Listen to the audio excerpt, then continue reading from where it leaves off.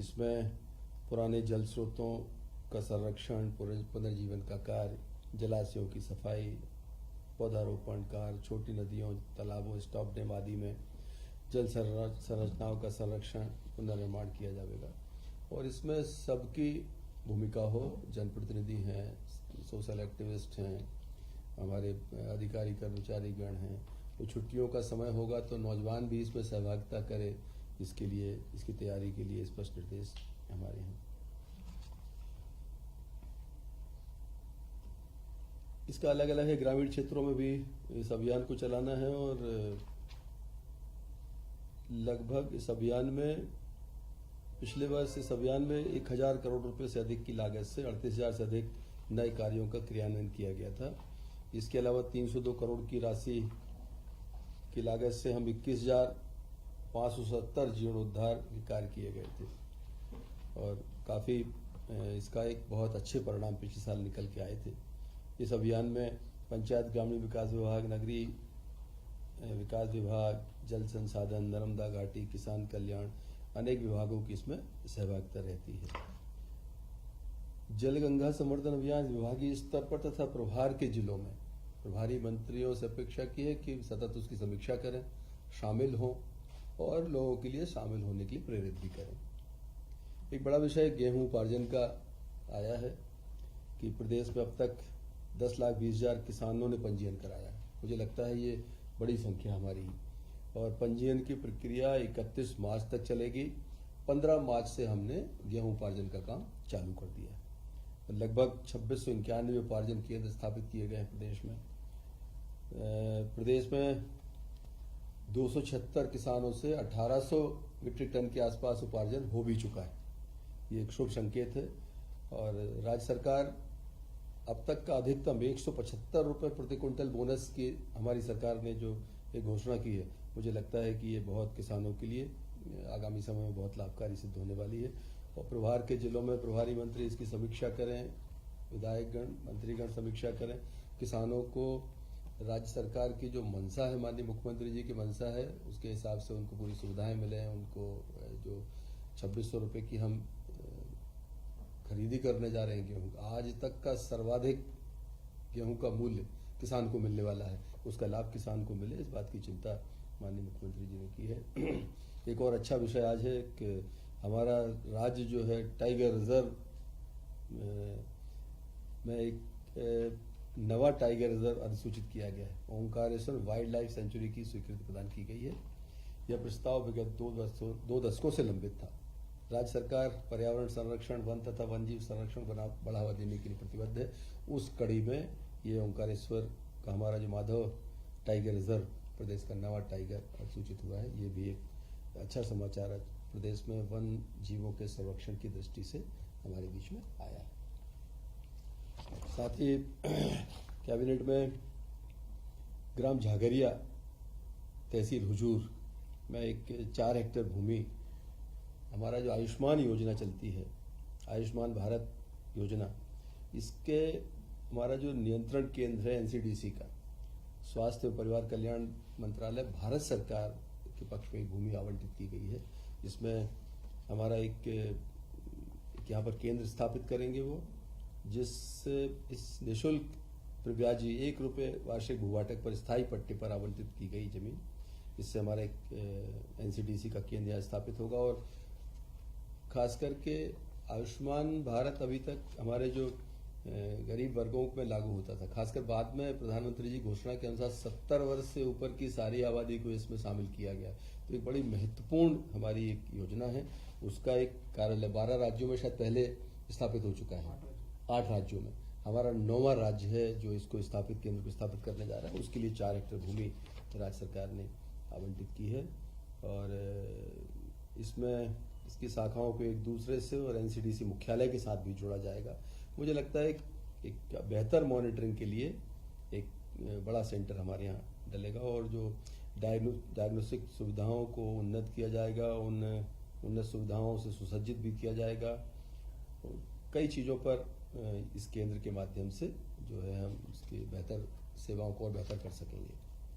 ये बड़ी उपलब्धि मध्य प्रदेश के लिए आज कैबिनेट में आपको बताने के लिए थी। और अविरल निर्मल नर्मदा, ये बड़ा एक सरकार का संकल्प भी है। और नर्मदा समग्र को लेके माननीय मुख्यमंत्री जी की बड़ी एक हमेशा उनका रहता है उनके मन में कि हमारा जो नदियां हैं, धार्मिक स्थान हैं, जो हमारी एक संस्कृति को संरक्षित और संधारित करने की उनकी जो एक मंशा है, उसमें एक आज एक मील का पत्थर साबित होने वाला है कि वन विभाग के माध्यम से एक अविरल नर्मदा निर्मल नर्मदा कैंपा फंड के माध्यम से 24-25 में से 31-32 तक ये योजना जो है अगले 7 साल चलेगी। 124 करोड़ के आसपास इसका अनुमानित व्यय है। वन विभाग इसकी नोडल डिपार्टमेंट है और नर्मदा नदी के 10 किलोमीटर की सीमा क्षेत्र में इसको हम इसका क्रियान्वयन होगा और किसी निजी भूमि का उपयोग नहीं होगा। वन भूमि जो है शासकीय भूमि है, उसमें इस योजना का क्रियान्वयन करेंगे। वन विभाग इसकी देखरेख करेगा और 12 वन मंडलों के 95 वन कक्षों में 5600 हेक्टेयर वन क्षेत्र में पौधारोपण किया जाएगा। ये एक मेजर प्रोजेक्ट है जो सरकार ने आज टेक ओवर किया है। 7 वर्षों में जैसा मैंने बताया कि 124.46 करोड़ रुपए से व्यय होना है और वित्त विभाग द्वारा संक्षेपिका में शर्त के साथ सहमति व्यक्त की गई है कि प्रस्तावित योजना अंतर्गत संपूर्ण व्यय कैंपा फंड जाएगा। और मुझे लगता है इससे जो हमारी एक मंशा है कि एक अविरल निर्मल नर्मदा का जो एक सपना प्रदेश के वासियों ने, देशवासियों ने देखा है, उस सपने को साकार करने में ये एक महत्वपूर्ण उसके क्रियान्वयन में मील के पत्थर के रूप में साबित होगा। इस योजना का विशेष रूप से आज हमारी कैबिनेट ने इसको अनुमोदित किया है। भारत सरकार की जो प्राइस सपोर्ट स्कीम के अंतर्गत खरीफ फसल में हम लोग तुअर का न्यूनतम समर्थन मूल्य जो घोषित हुआ है इसको 7650 रुपए का उपार्जन इस दाम पर सरकार करने वाली है। तुअर का 1,27,1.27 मीट्रिक टन का सरकार ने लक्ष्य रखा है। और दालों को प्रमोट करने की जो मंशा हमारे माननीय प्रधानमंत्री जी की है कि इस देश में हमको दालों में आत्मनिर्भर बनाना है देश को, उसमें एक कदम आगे बढ़ाते हुए माननीय मुख्यमंत्री जी के नेतृत्व में मध्य प्रदेश ने तुअर दाल को खरीदने 2019 में हमने खरीदा था और इस बार फिर सरकार कोशिश कर रही है कि तुअर दाल खरीदी को प्रमोट किया जाए।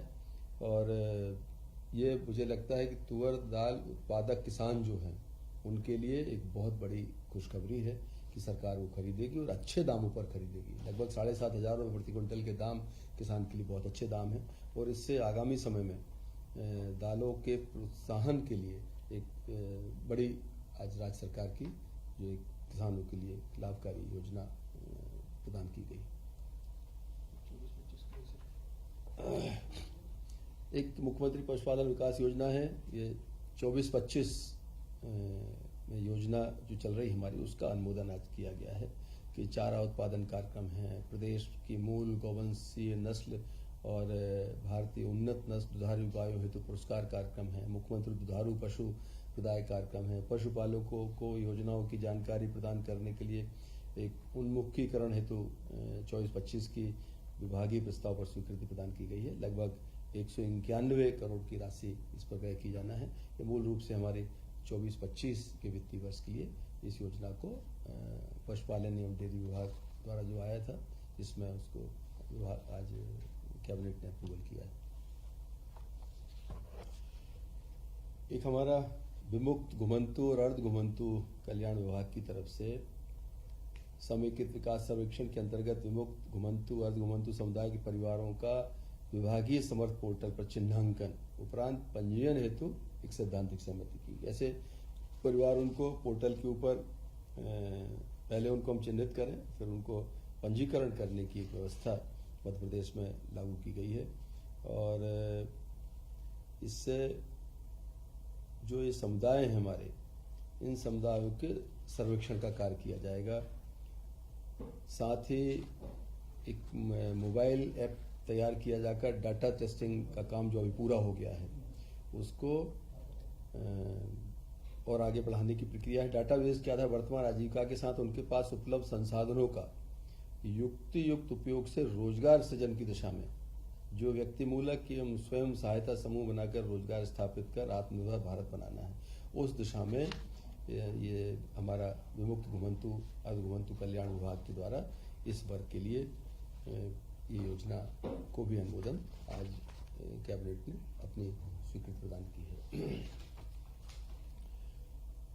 एक हमारा मध्य प्रदेश में निवेश के क्षेत्र में विकास प्रबंध योजना के अंतर्गत Indore Pithampur financial economic corridor योजना क्षेत्र में आपसी सहमति के आधार पर भूअर्जन की कार्यवाही में एक आंशिक संशोधन के साथ एक प्रस्ताव आया था, उसको कैबिनेट ने मंजूरी दी है। और एक ऐसी योजना जो किसानों के हित में किसानों के साथ समन्वय स्थापित करके इसको आगे बढ़ाने का है कि भूमि का मुआवजा जो है स्वरूप योजना अंतर्गत आवंटन योग्य क्षेत्रफल का 60% तक भूधारकों को उनसे ली गई भूमि के समानुपातिक रूप से प्रदाय करना है। इसमें इंदौर के 9 तथा पीथमपुर के 8 गांवों की भूमियां इसमें समाविष्ट हैं, जिनका कुल रकबा लगभग 1290 हेक्टेयर के आसपास है। पीथमपुर औद्योगिक क्षेत्र आगरा मुंबई राष्ट्रीय राजमार्ग को एयरपोर्ट से सीधे कनेक्टिविटी प्रदान करने के लिए मुझे लगता है एक बड़ी स्कीम ये है। और इस उद्देश्य से 75 मीटर चौड़े लगभग 19.60 किलोमीटर मार्ग का इसमें निर्माण किया जाएगा। इस योजना क्षेत्र से 1290 हेक्टेयर में से लगभग 1000 हेक्टेयर से अधिक भूमि निजी स्वामित्व की है, शेष शासकीय भूमि है। और इससे पीथमपुर इंदौर और एयरपोर्ट की कनेक्टिविटी तो नज़दीक होगी, इसकी दूरी भी घटेगी और किसानों के लिए एक रोजगार परक एक ऑफर उनके पास रहेगा और साथ ही उस क्षेत्र के विकास में इसका बड़ा एक महत्वपूर्ण योगदान रहेगा। आज की कैबिनेट में इस तरह के प्रस्ताव हमारे आए थे और माननीय मुख्यमंत्री जी का मैं इस अवसर पर विशेष रूप से धन्यवाद ज्ञापित करता हूं कि बड़ा नवाचार के साथ साथ मध्य प्रदेश तेजी से प्रगति करे। मध्य प्रदेश जो मोदी जी का एक सपना विकसित भारत का है, उसमें मध्य प्रदेश का अपना योगदान रहे, उसके लिए लगातार वो संकल्पित होकर काम कर रहे हैं और पूरी मंत्रिपरिषद का सहयोग लेकर बड़े निर्णय इस राज्य में हुए हैं। मैं उनके प्रति धन्यवाद ज्ञापित करता हूँ।